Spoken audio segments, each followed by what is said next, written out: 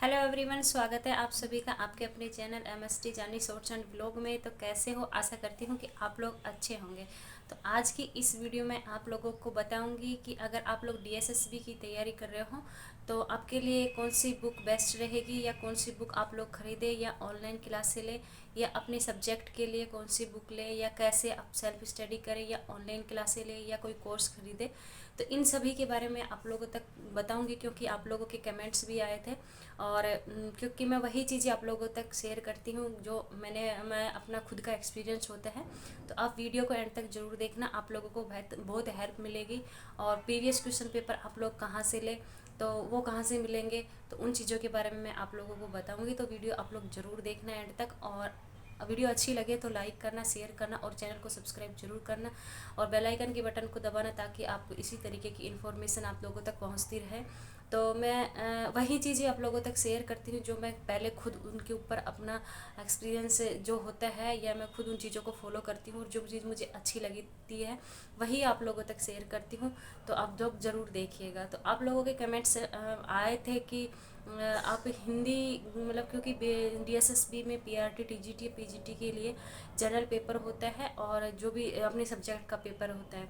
तो general paper के लिए आप लोग कौन सी बुक खरीदें या ऑनलाइन लें, तो जो मैं चीज़ फॉलो करती हूँ वही आप लोगों तक शेयर करूँगी। अगर आप लोगों को अच्छा लगे तो आप इन चीज़ों को फॉलो कर सकते हो।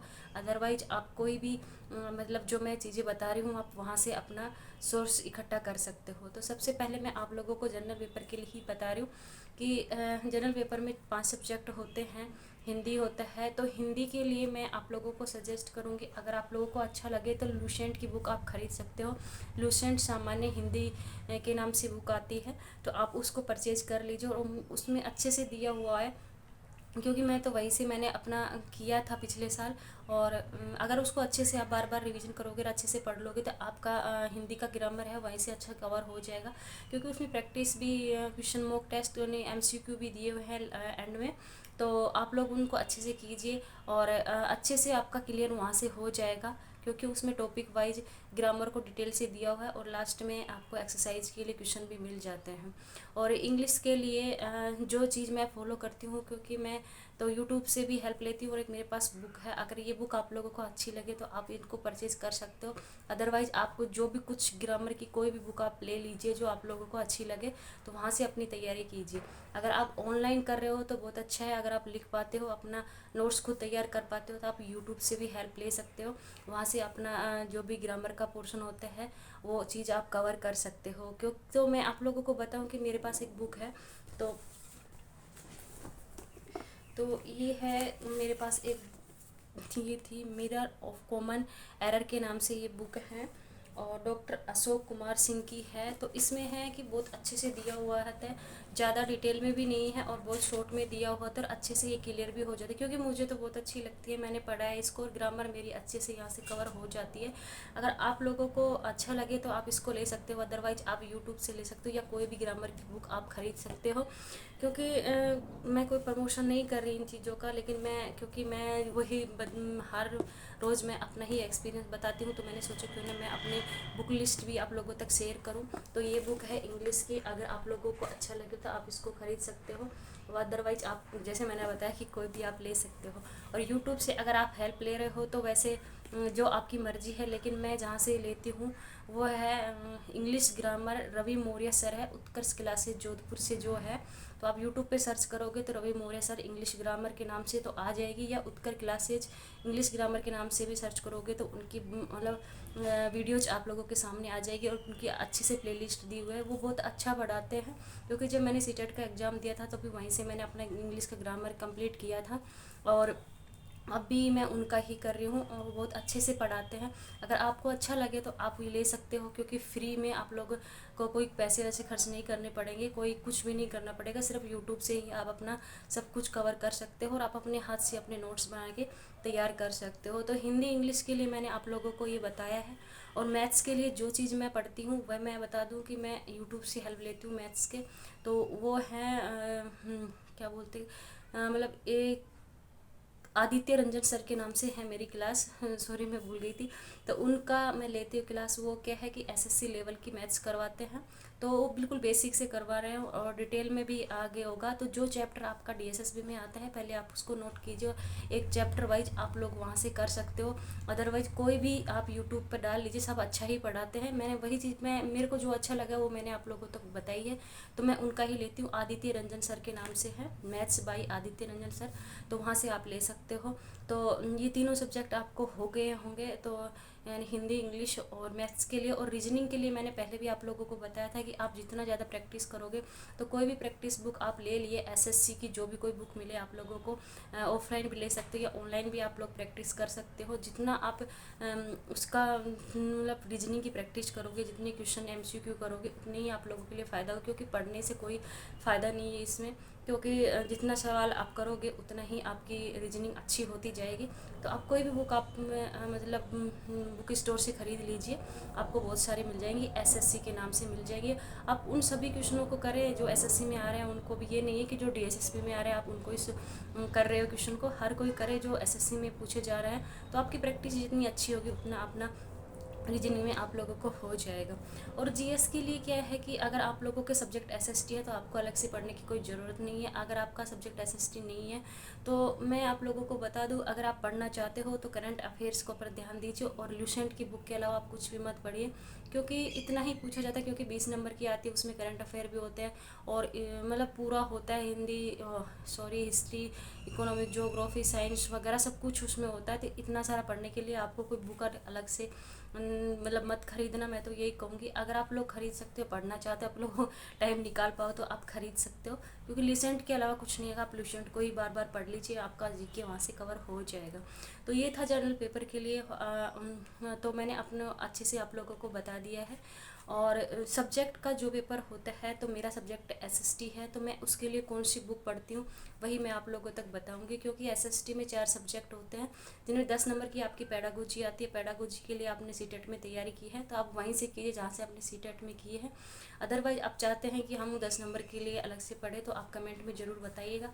जो मैं क्लास से लेती हूँ उनका मैं आप लोगों तक शेयर करूँगी, क्योंकि मैं तो अब तो फ़िलहाल नहीं पढ़ रही, मैंने CTET के लिए पढ़ा था, वो भी मेरा अच्छे से हो रहा है। तो मैं मेरा सब्जेक्ट जैसे SST में 4 सब्जेक्ट हैं, ज्योग्राफी है, हिस्ट्री है, इकोनॉमिक्स है और पॉलिट साइंस है। तो उनके लिए मैं कौन सी बुक पढ़ती हूँ, तो सबसे पहले मैं बता दूँ कि पॉलिटिकल साइंस के लिए आप NCERT बुक पढ़ रहे हो तो बहुत अच्छी बात है। अगर NCERT बुक नहीं पढ़ पाते और अच्छे डिटेल में पढ़ना चाहते हो तो आप ये ले M लक्ष्मीकांत की बुक तो हर कोई जानता होगा, तो ये देख लीजिए आप। ये मेरे पास बहुत पुरानी बुक है और मैं इसको ही पढ़ती हूँ। इसमें बहुत अच्छे से पॉलिटिकल साइंस दी है, क्योंकि UPSC लेवल तक के बच्चे भी इसी में पढ़ते हैं, और मैं भी इसी में अपना जो पॉलिटिकल साइंस होता है वो यहाँ से पढ़ती हूँ। इसमें बहुत अच्छे से अलग अलग चैप्टर दिया होगा, तो ये अगर आप लोगों को अच्छी लगे तो आप ले सकते हो, अदरवाइज आप NCERT बुक पढ़ लो। तो ये था पॉलिटिकल साइंस के लिए। और ज्योग्राफी के लिए मैंने अपनी पिछली वीडियो में भी आप लोगों तक शेयर किया था, फिर भी मैं आप लोगों को बता दूं, क्योंकि मैं NCERT बुक ज़्यादा पढ़ती हूँ। NCERT के अलावा अगर आप लोग NCERT बुक अलग अलग से नहीं खरीदना चाहते हो तो ये महेश कुमार बर्णवाल की बुक है, जो हर सब्जेक्ट की मिल जाएगी आप लोगों को। पॉलिटिकल साइंस की भी मिलती है, इसमें हिस्ट्री की भी है और ज्योग्राफी की भी है और इकोनॉमिक्स की भी आप लोगों को मिल जाएगी। तो अगर आप खरीदना चाहो तो ये खरीद सकते हो। इसमें क्या है कि 6 क्लास से लेके 12 तक का NCERT है, जो बहुत ही अच्छे से दिया हुआ होता है और बहुत अच्छी लैंग्वेज है इसकी। अगर आप लोग पढ़ोगे तो आप लोगों को भी अच्छा लगेगा।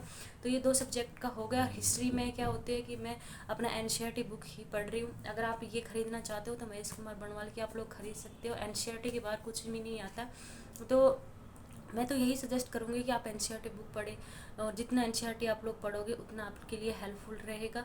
और इकोनॉमिक्स के लिए भी मैं कोई अलग से बुक नहीं खरीदती, मैं NCERT कवर करती हूँ, और जो भी करंट से रिलेटिव जो क्वेश्चन होते हैं मैं गूगल पे सर्च करके या यूट्यूब से हेल्प लेकर अपना उनका स्टडी करती हूँ। और जिनका साइंस है, मैथ्स है या स्पेशल एजुकेशन है, तो वो उनका आपका जो भी ग्रेजुएशन की बुक है आप वो पढ़िए। साइंस वालों के लिए भी मैं यही कहूँगी, मैथ्स वालों के लिए भी यही कहूँगी कि NCERT बुक 6 से लेकर 12 तक आपको अच्छे से कंप्लीट करनी है।